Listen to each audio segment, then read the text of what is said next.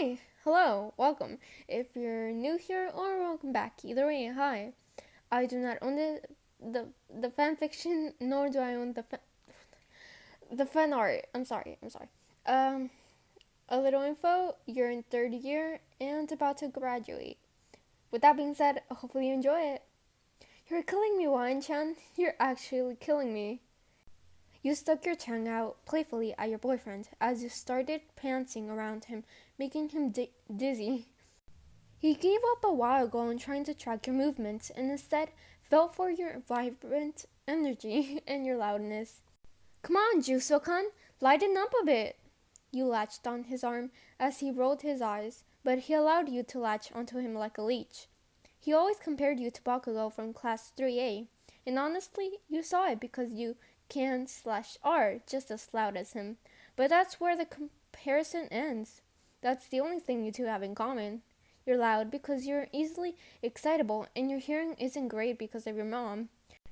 Your mom had a degenerated disorder that caused her to lose her hearing by the time she was 35, and the problems started around the same age as you are. Is there a reason why you're always yelling?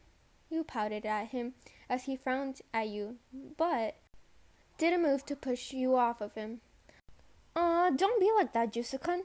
You know I'm going deaf. Literally. I might as well enjoy myself being loud before it's too late. He said nothing to that as you both continued to walk to class. Once you guys entered Vlad King's class, you sat in between Manma and Tetsu, which was the worst decision that Vlad King has ever made in his entire career.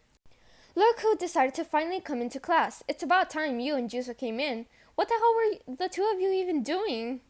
You winced at his volume because he was extremely loud for no reason, and it caught you off guard all the time. Something that you wish you can do, but no one likes you enough to do so. You smiled wickedly at him as he looked at you with a forced smile, tick marks appearing all over his face.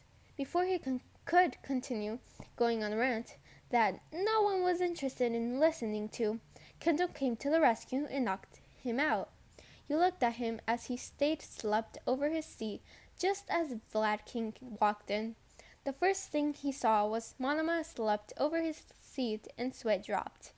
He was bothering Ellen-chan sensei, so of course our class president came to the rescue. Tetsu was always quick to explain what was going on after Kendall has diffused a situation. Why am I not surprised? He shook his head, not bothered by Monoma in the slightest bit, choosing to start the lesson. It was half through the period when Monoma woke back up and was ready to start a fight, but one look from Vlad King and he was quiet as a mouse. That's exactly how the rest of the class went. Well, to be honest, the rest of the day. During lunchtime, Monoma said nothing else to you in fear of being knocked out by Kendo or Wase. Bless his cold/sweet heart. So it was a peaceful day, minus the natural loudness of you and Tetsu. Wen-chan, come on, I want to have a peaceful lunch with just you and not everyone else at this lunch table. Juzo didn't wait for you to respond, just choosing to grab you and pull you away to the secluded area of the lunchroom that was reserved for couples. Not really, everyone just knew that. That area was just for couples. Once the two of you sat down, you engaged in idle chit-chat in between bites. I have a question, Juzo-kun. We've been dating for 3 years already, so if I was gonna go deaf sooner than expected, will you still want to be with me? You waited patiently for an answer. You were nervous and would probably cry if he said no. I'll make sure I propose before then, so you can hear me say I love you one more time. Your jaw dropped as he smiled confidently at you. You didn't think I would say no. I love you for you. I'll learn sign language so we can communicate.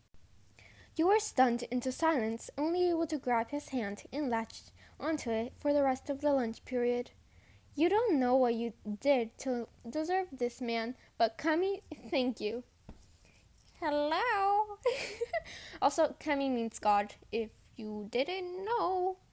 But like I said at the beginning of this video, I do not own this fanfiction, nor do I own the fan art used in this video. I think that's all I had to say. Yeah, so goodbye.